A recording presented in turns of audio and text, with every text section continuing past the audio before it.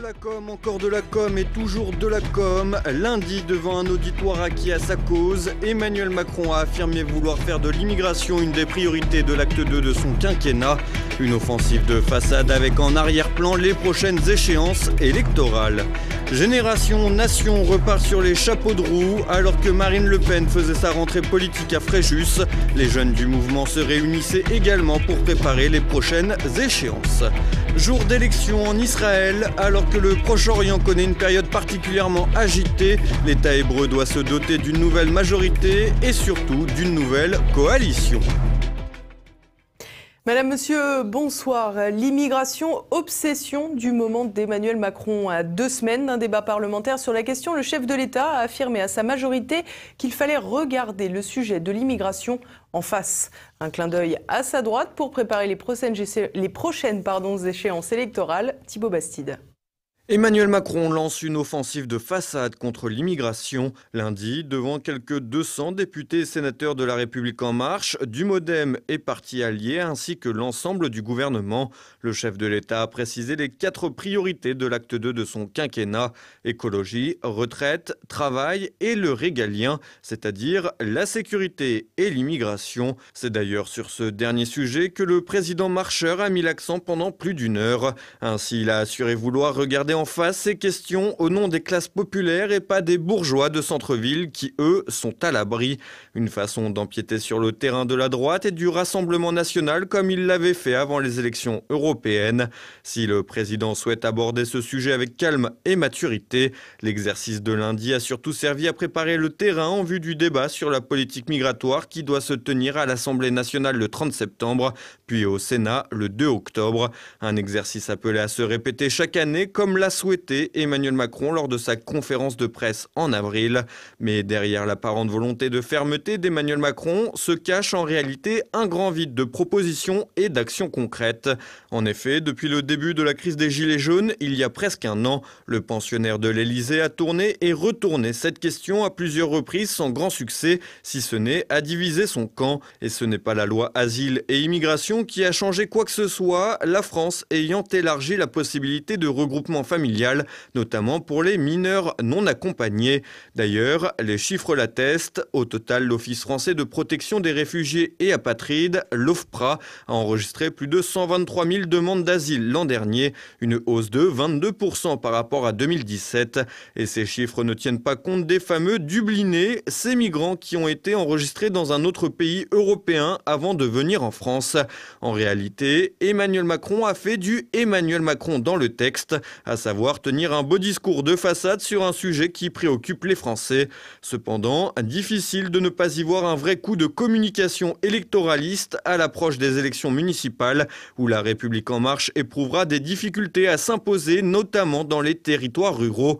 Les municipales comme cible, mais pas que, puisqu'en affichant l'immigration comme une des priorités de l'acte 2 de son quinquennat, le chef de l'État compte s'en servir pour la présidentielle de 2022, une date qui est également cochée sur l'agenda de Marine Le Pen.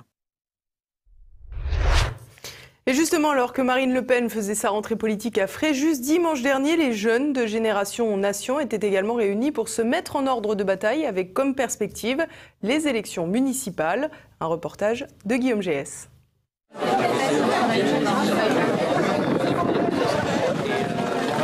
Je suis engagé au RN depuis 2014 parce que j'ai toujours été intéressé par la politique et puis c'était le parti au final qui représentait le plus mes idées et j'ai toujours été charmé par le discours de Marine Le Pen, que ce soit sur l'identité ou sur la souveraineté. Et c'est pour ça que je me suis engagé au Front National, qui est maintenant le Rassemblement National. C'était un parti que je suivais même avant mes 17 ans. Et c'est le parti qui est en accord avec mes convictions, donc il me semblait logique de rejoindre ce parti. Je suis quand même très patriote, je tiens à la nation.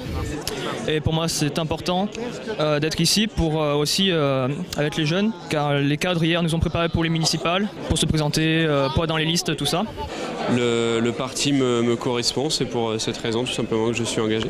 Étant au lycée, je cherchais une identité politique et aucun des partis traditionnels ne me plaisait. Du coup, je suis allé voir du côté du Rassemblement National qui était à l'époque le Front National. J'ai 20 ans, je milite au Rassemblement National depuis que j'ai 16 ans. C'était surtout, à mon avis, l'alliance dont elle parle avec la droite dite bonapartiste, avec la droite enracinée, avec les souverainistes de gauche aussi. C'est ça qui m'a le plus marqué parce qu'elle attache beaucoup d'importance à cette idée d'alliance, de rassemblement autour de l'idée de nation, autour de la défense de nos valeurs, de la patrie, etc. Je pense que l'identité de la France se perd, que l'insécurité est présente et que les politiques font absolument rien contre ça. Et moi j'ai écouté le RN parler, j'ai regardé leur programme et selon moi c'est eux qui sont les plus aptes à régler ces problèmes-là. Et moi j'aime mon pays tout simplement et j'ai envie qu'il aille mieux. Donc je me suis dit je vais aller au RN quoi, tout simplement. Ça fait depuis mai 2019, depuis les européennes, donc en gros ça fait quelques mois. Alors pour moi les combats prioritaires dans un premier temps c'est l'identité, la lutte contre l'immigration, c'est-à-dire la défense de nos frontières pour que la France et les Français ne soient plus submergés par cette immigration massive qui nous touche à tous les niveaux, sur l'éducation, sur la sécurité, sur la santé, qui est un vrai fléau aujourd'hui.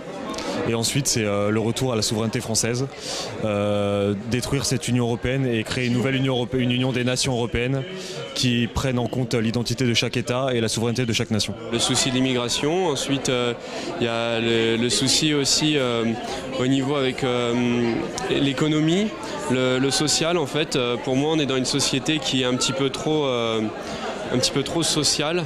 Il faut un petit peu plus... un petit peu moins l'être justement pour moi. Je dirais la question de l'immigration quand même qui reste très importante, comme on a vu avec les drames de Villeurbanne. Il faut qu'on puisse éviter ce genre de choses. La tragédie qu'il y a eu à Marseille, c'est vraiment ce qu'on veut éviter, qui sont en lien directement avec l'immigration et dont tous les politiques actuels ignorent, ils n'ignorent pas mais font semblant d'ignorer. Selon moi, les principaux problèmes aujourd'hui, c'est l'immigration de masse, tout ce qui est problème sécuritaire, la relance de l'économie, la souveraineté française. Une ville, déjà, selon sa taille, selon son caractère, etc., n'a pas forcément les mêmes... voilà, il y a des villes où le problème sera l'insécurité, d'autres ce sera les comptes publics. Pour les municipales, je pense, il y a nos deux axes qui sont la sécurité et la fiscalité, mais je pense qu'on pourrait aller sur d'autres terrains, sur le terrain du culturel, sur le terrain de l'écologie, avec un tas de choses que peuvent faire les municipalités et ainsi développer notre champ d'action. Personnellement, je me présente en tête de liste dans ma commune, dans le 91 à Longjumeau. Nous avons plein de points de désendettement de la ville, de réduction de dépenses publiques. Pour ma part, une politique écologique contre la bétonisation et pour l'aide à la ruralité. Bien déjà, je suis un militant, donc je vais bien évidemment tracter, je vais aller sur les marchés, les affiches, etc.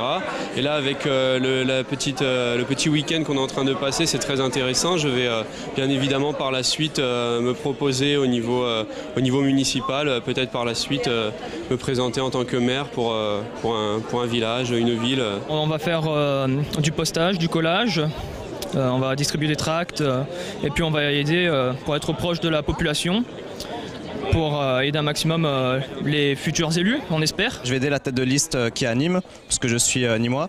Et après, sur les autres scrutins, je vais aussi donner ma main étant militant. Donc ce sera surtout du militantisme. J'ai 18 ans, je suis au lycée, je vais pas m'engager, je peux pas encore. Je vais faire tout ce que je peux, donc coller des affiches, aller dans les marchés, parler autour de moi, essayer de convaincre, tout ce que je peux, mais après je peux pas non plus faire des 100 et des 1000, mais tout ce que je peux faire, je le ferai. Moi je vais m'engager à Nice, sur le territoire où j'habite. Je vais militer aux côtés de Philippe Vardon.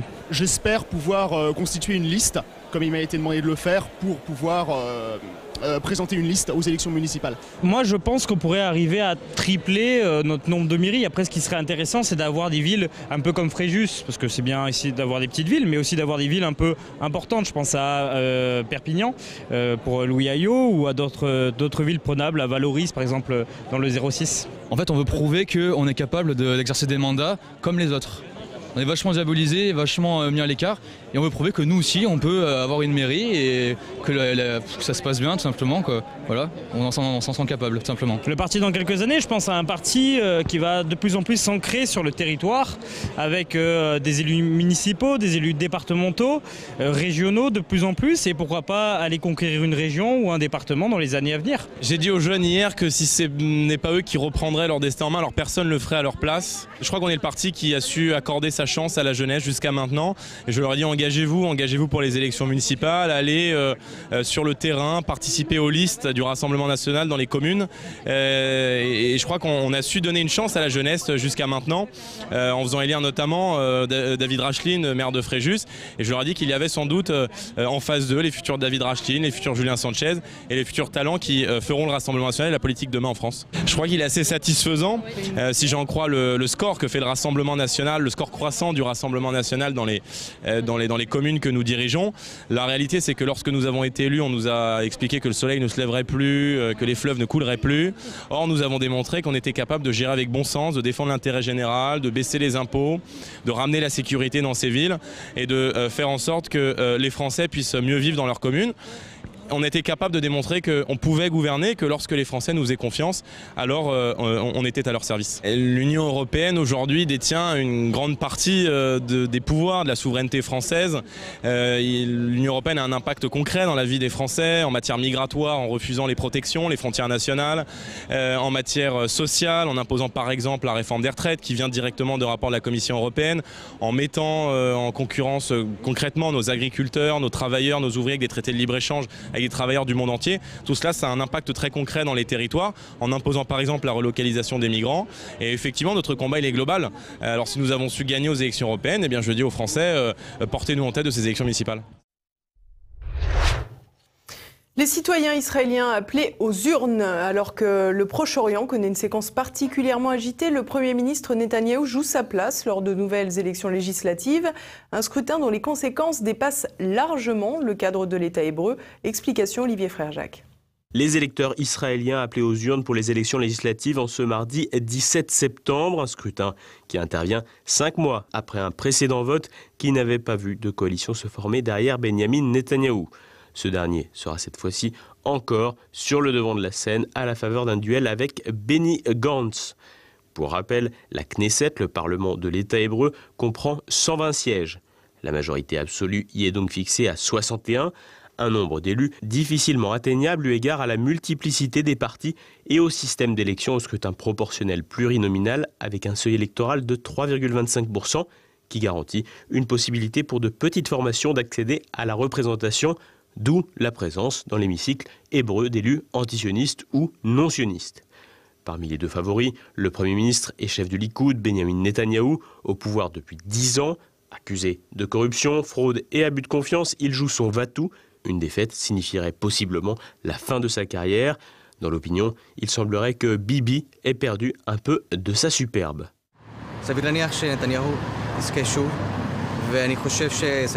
להיות שינוי גדול, אז אני הולך לבחור מישהו שהוא לא ימינה, אף על פי שהאידיאולוגיה שלי זה ימין. אבל צריך לשנות פה את המצב, כי הוא, כמו שאומרים כולם, זה קינג ביבי. צריך לשנות את הדבר הזה. בבחירות הקודמות אני בחרתי ביבי. הסיבה שבחרתי בו זה כי האמנתי בו, ואני סומך עליו ורואה שהוא עשה הרבה דברים טובים. אחרי התפנית שקרתה בבחירות האחרונות, ביבי והליכוד אכזבו אותי ברמה אישית. Un atout de Netanyahou, en dépit de la lassitude de nombreux électeurs, semble être son rapport privilégié avec l'actuel président états-unien. Pour convaincre son électorat le plus intransigeant, Bibi a annoncé son intention d'annexer une partie de la Cisjordanie palestinienne, une décision qui éloignerait toujours plus un hypothétique processus de paix. Principal opposant au Premier ministre, Benny Gantz, ancien chef de l'armée, il est à la tête de la formation centriste bleu-blanc. En cas de victoire des gauches et du centre, il pourrait récupérer les commandes. Réputé moins intransigeant que Netanyahou, Gantz veut néanmoins préserver dans l'escarcelle hébreuse la rive est du Jourdain et est très hostile à Téhéran. Il est en outre très libéral en matière de mœurs et est un soutien affiché des causes LGBT très en vogue à Tel Aviv. Gantz et Bibi sont crédités d'une trentaine de sièges dans les sondages. C'est donc les candidats qui suivent qui pourraient être les faiseurs de roi, à savoir Ayelet Shaked de la formation Nouvelle Droite et dont l'élégante apparence cache une radicalité affirmée et un discours pour le moins inaudible en Occident, puisque cette dernière n'hésite pas à qualifier les enfants palestiniens de petits serpents. Proche de certains rabbins influents, celle-ci pourrait obtenir une dizaine de sièges et être une alliée incontournable pour Bibi, dont elle a été le ministre de la Justice pendant 4 années.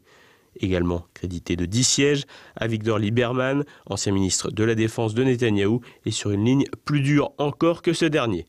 C'est son refus de former une coalition avec Netanyahou qui a d'ailleurs provoqué ce scrutin.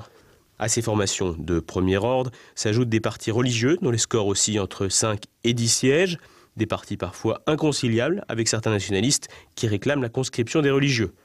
La gauche israélienne, elle, est bien à la peine. Et sauf chamboulement par rapport au scrutin d'avril, l'intérêt du scrutin en lui-même sera limité et c'est surtout la capacité à former une coalition qui sera observée de très près. Quoi qu'il en soit, les incertitudes électorales et politiques qui secouent le pays semblent arriver au pire des moments pour Israël, alors que la situation régionale inquiète. Ainsi, l'allié non officiel de l'État hébreu, l'Arabie Saoudite, a subi une attaque ralentissant son activité pétrolière et tout le petit monde proche-oriental paraît être en ébullition. La rencontre au début du mois de septembre entre l'ayatollah Khamenei et son homologue irakien Moqtada Sadr, celle de lundi entre le président iranien Rouhani, le président russe Vladimir Poutine et le turc Recep Tayyip Erdogan, consacré à la province d'Idlib, ou encore les gesticulations trumpiennes contre l'accord sur le nucléaire iranien, participent d'une surchauffe diplomatique dont l'attaque revendiquée par les Houthis contre les intérêts pétroliers saoudiens pourrait être un pic. Dans un tel contexte régional, le résultat du scrutin israélien et la coalition qui en résultera ne sera pas sans importance.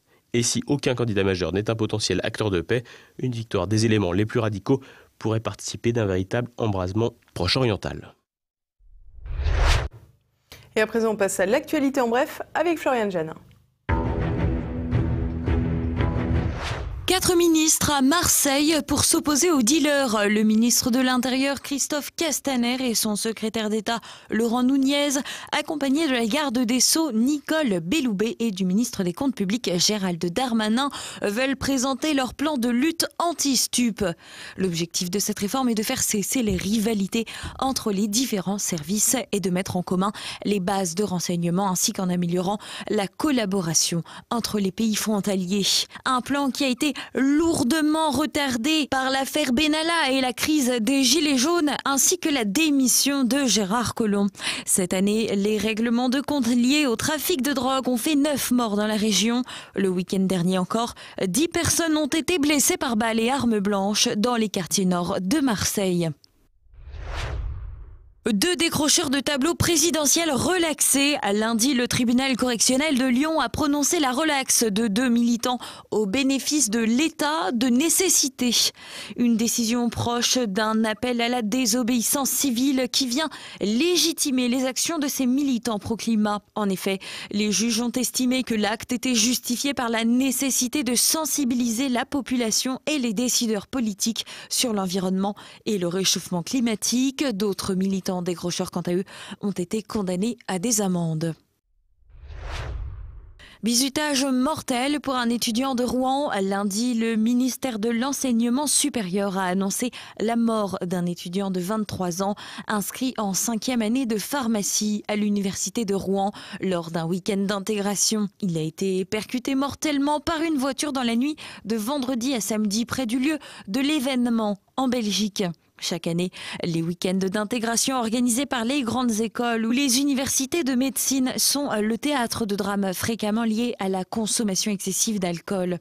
En octobre 2018, le ministre de l'Enseignement supérieur, Frédérique Vidal, avait fait signer une charte relative à l'organisation des événements festifs aux universités et associations étudiantes, dans laquelle les organisateurs devaient renseigner leur programme, leur budget, les risques accidentels liés au lieu et la quantité d'alcool prévue. Vol de petites voitures dans un hôpital pour enfants. Offerte par la concession BMW du Mans, 2 voiturettes électriques destinées à redonner le sourire aux petits patients hospitalisés ont été volées. Face à l'indignation, une cagnotte Litchi a été lancée pour que les enfants malades puissent retrouver de nouvelles voitures. Environ 8 000 € ont déjà été promis. L'argent sera reversé à la clinique et servira uniquement à racheter des voiturettes aux enfants. Si la somme dépasse le coût des petits bolides, le reste sera reversé à d'autres établissements hospitaliers pour faire profiter d'autres enfants de petites voitures. Attentat suicide lors d'un meeting présidentiel en Afghanistan ce mardi dans la province de Parwan, au centre du pays. Une explosion s'est produite à proximité d'un meeting du président afghan Ashraf Ghani en campagne pour sa réélection. Cet attentat suicide a fait au moins 24 morts et 32 blessés. Aucune revendication n'a pour l'heure été formulée. Et voilà, on approche déjà de la fin de cette édition. Dans un instant, découvrir un nouvel épisode de La Petite Histoire. Cette semaine, Christopher Lannes nous parle de Georges Guynemer, la légende de l'aviation française. J'avais fait il y a quelques mois un épisode sur un Allemand, le Baron Rouge. Aujourd'hui, tout en restant dans le thème des légendes du ciel, je vous propose de découvrir le parcours foudroyant de Georges Guynemer, un héros français de l'aviation. Pendant la Grande Guerre, alors que la guerre n'est plus qu'un affrontement industriel jetant des masses anonymes les unes contre les autres, une sorte de chevalerie perdure, les As. Et dans ce domaine, Georges Guynemer fera plus qu'exceller en remportant 53 victoires confirmées et en étant blessé à de nombreuses reprises. Sa mort, entourée de mystères à 22 ans seulement, fera de lui un véritable mythe de la Grande Guerre et c'est le parcours que je vous propose de suivre aujourd'hui. Ce soir, retrouvez également Passé Présent. Philippe Conrad évoquera l'histoire de l'Ordre du Temple, puis il reçoit le directeur du quotidien Présent, Francis Bergeron, pour évoquer la désinformation dans les manuels scolaires. Et puis tout de suite, la France 2, Campagnole de Christian Combaz et Mes libertés politiques avec François Billot-de-Lochner.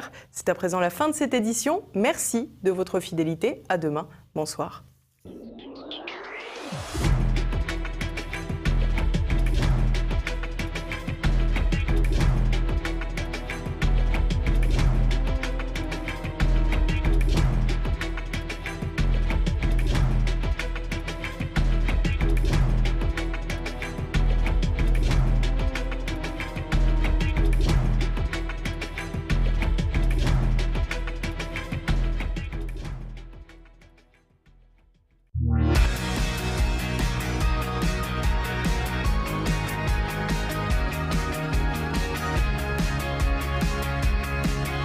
Comment se fait-il que vous reveniez 2 fois de suite au sujet de la pyrale du buis, vous savez, ce petit papillon blanc qui infeste nos campagnes du Sud et qui provoque la mort quasi systématique des buis de nos forêts? Eh bien, parce qu'il y a des éléments nouveaux. Et le premier élément nouveau, c'est qu'il y a eu une deuxième ponte et une deuxième arrivée de chenilles au début septembre. Et le deuxième élément nouveau, c'est aussi que la dévastation du paysage donne la mesure du nombre de buis qu'il y avait chez nous. D'habitude, on ne s'en avise pas, mais dans certains coins, c'est tout marron et beige dans la nature, alors que cette verdure persistante en hiver était assez plaisante pour l'œil, d'un beau vert foncé. Mais rien de tout ça ne justifierait que j'y revienne, sauf 2 remarques venues de Gustave, dont on connaît l'esprit caustique. Oui, parce que Gustave m'en a reparlé de cette infestation pour prolonger la chronique que je lui avais consacrée il y a une semaine, et pour me dire, tu as bien fait de souligner les méfaits de la mondialisation qui est en effet entièrement responsable du débarquement de ce parasite, mais tu n'as pas dit l'essentiel. Ah bon, lui ai-je dit, je veux bien l'admettre, mais l'essentiel selon toi, alors c'est quoi? Eh bien, comme toujours, c'est un paradoxe qui m'a frappé au mois de juillet, au milieu de la vague des 40 degrés. Tu te souviens quand les pouvoirs publics prenaient les gens pour des imbéciles, des enfants de 10 ans en tout cas, et leur disaient hydratez-vous, évitez de sortir aux heures chaudes, mettez un linge mouillé, etc.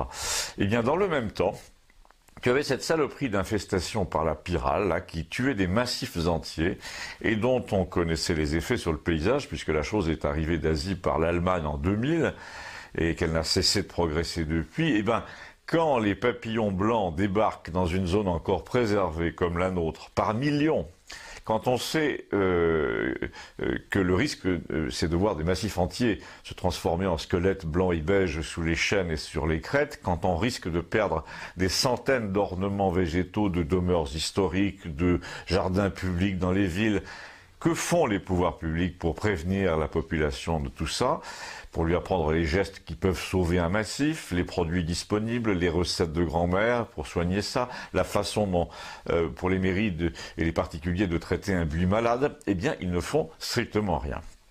Aucune campagne à la télé sur le ton des gestes simples qui peuvent sauver la forêt derrière vous n'a et jamais été émise. Tout simplement, ils n'y ont pas pensé. Ou plutôt s'ils y ont pensé, parce qu'ils sont quand même pas stupides, pourquoi ne l'ont-ils pas fait? Eh ben, m'a-t-il dit, déjà parce qu'il y a une directive européenne qui interdit d'épandre le seul produit qui marche en pleine campagne. On ne peut le faire que dans les jardins.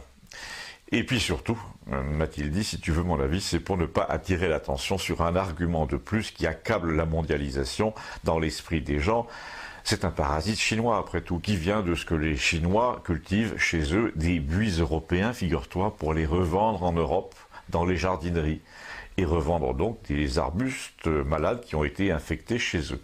On importe de plus en plus de cochonneries qui tuent la vie locale, et là on parle même pas de la culture, non simplement les parasites. Mais on n'a pas le droit de dire, parce que les gens risqueraient de se rendre compte que la mondialisation est un désastre sanitaire aussi. Tuberculose, variole, rougeole, dengue, peut-être même un jour Ebola.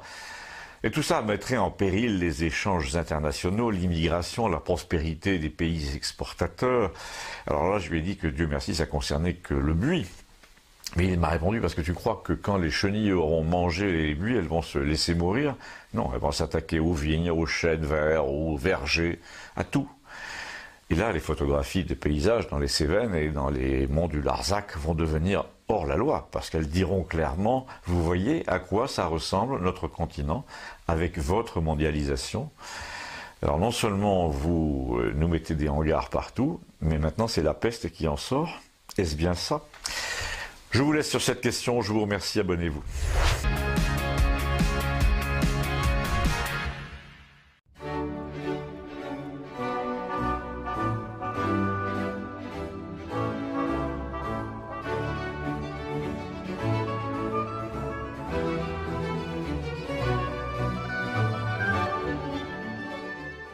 Au début de l'été, les députés français adoptaient le projet de loi GAFA, comme Google, Apple, Facebook et Amazon. Il s'agissait d'établir la fameuse taxe sur les services numériques. Un petit rappel, en 2015, les fameux GAFA totalisaient une capitalisation boursière de presque 1700 milliards de dollars, tandis que la capitalisation boursière cumulée de toutes les entreprises françaises cotées au CAC 40 représentait, quant à elle, 1130 milliards de dollars. Pourquoi cette idée de taxer les GAFA ? Parce que les géants du numérique sont en moyenne 2 fois moins imposés que les entreprises traditionnelles. L'idée était donc de rééquilibrer les choses en soumettant le chiffre d'affaires de ces GAFA à une taxation à 3%. Eh bien, cette loi, elle a beaucoup énervé le gros loup américain. La petite chèvre française a pris un grand risque. On ne s'attaque pas de cette façon-là au gros loup américain. Et cette idée, n'a pas du tout plu à Donald Trump, qui a profité de son séjour sur la côte basque pour faire connaître à Manu sa désapprobation. Trump lui a promis de jolies petites mesures de rétorsion, sur le vin français par exemple, ou sur les produits de luxe, bref, sur tout ce que la France arrive à vendre encore à l'étranger. Pour discuter de tout cela, Bruno Le Maire, qui a une résidence secondaire à côté de Biarritz, voilà qui tombe bien, a organisé quelques rencontres entre quatre yeux. Et la taxe GAFA a gentiment été conviée à aller faire un tour en coulisses. Vite fait, bien fait. Le gouvernement a donc noyé le poisson. La nouvelle loi sera appliquée quand l'OCDE, dans son ensemble, aura mis en place un dispositif global. Traduction, le jour de la Saint-Glinglin, lors de la semaine des 4 jeudis. Et en fait, grosso modo, les Américains font ce qu'ils veulent et quand ils le veulent. Bruno Le Maire a été invité à quitter sa jolie maison basque pour aller faire un tour à Washington et continuer là-bas les négociations. Mais au pays du GAFA, dans un territoire lointain, il y a finalement très peu de chances qu'il arrive à faire reconnaître la voix de la France. Disons-le clairement, il n'a à peu près aucune chance de gagner quoi que ce soit dans ces discussions. Eh bien, morale de l'histoire, la mignonne petite chèvre française réfléchira désormais à 2 fois avant de s'attaquer au gros vilain loup américain. Vous pouvez m'écrire si vous le voulez. À très bientôt.